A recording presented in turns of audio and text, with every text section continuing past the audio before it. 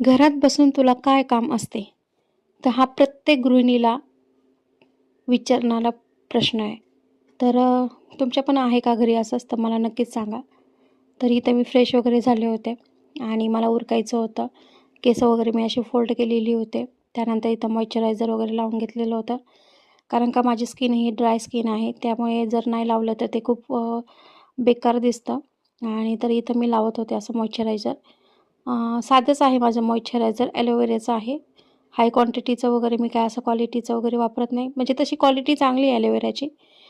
पण जास्त प्राईज असलेले प्रोडक्ट मी काय जास्त वापरत नाही. ते मला परवडतही नाही आणि खरं सांगायचं म्हटलं तर. तर इथं मी स्वयंपाक वगैरे सगळं असं उरकून घेतलं होतं. त्यानंतर जे डेलीचे रुटीन असतात, घरातले जे कामं असतात, तेच मी इथं करत होते. स्वयंपाक वगैरे झाल्यावरती नंतर माझी मुलगी आणि मी जेवून घेतलेलं होतं. तिची तब्येत बरोबर नव्हती, त्यामुळे तिला काही स्कूलमध्ये मी आज पाठवलं नव्हतं. म्हटलं आजचे दिवस एक तू रेस्ट कर. तर फायनली आम्ही दोघी जणींनी असं सांगते असं जेवण करून घेतलेलं. त्यानंतर भांडी वगैरे घासलेली, कपडे वगैरे धुतलेली, जी घरातली जी कामं असतात डेलीची, तीच मी आवरली होती. आणि एवढं सगळं करूनसुद्धा जर कोणी जर असं बोललं, की तुला घरात बसून काय काम असतं? तर मनाला थोडंसं वाईट वाटतं.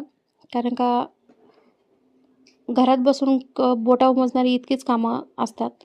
पण तेच काम करायचं म्हटलं तर अख्खा पूर्ण दिवस जातो आणि परत येणारे जाणारे मध्ये पाहुणे वगैरे कोणी असलं तर त्यांना पण पाहावं लागतं, मुलांना वगैरे पाहावं लागतं.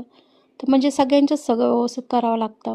सगळ्यांच्या आवडीनिवडी लक्षात घेऊन किंवा सगळ्यांचं व्यवस्थित करून, त्यांना जॉब वगैरेला पाठवून, टिफिन वगैरे करून सगळ्यांच्या हे सगळं लक्षात घेऊन, परत आपलं स्वतःचं सगळं लक्षात घेऊन हे सगळं करावं लागतं आणि हे डेलीचंच रुटीन असतं.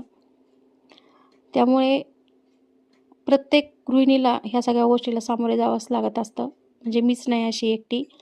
तर ज्या माझ्या बहिणी आहेत, ज्या महिला, तर त्या प्रत्येकींना असं सामोरे जावं लागतं.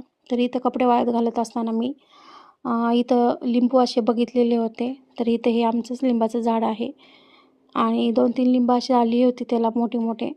तर म्हटलं चला आता काढून घेऊयात, नाहीतर इथे गावाकडे न विचारताच नेण्याची पद्धत आहे. आणि पण ते खूप आतमध्ये होते लिंब आणि हे झाडाला काटे पण खूप होते. तर फायनली मी इकडून तिकडून बघत होते, कसं कुठल्या पद्धतीने काढता येईल ते. तर फायनली मी इथं लिंब वगैरे असं बघितलेले होते. आणि कसा वाटला आजचा ब्लॉग तुम्हाला? तर नक्कीच मला सांगा कमेंट करून.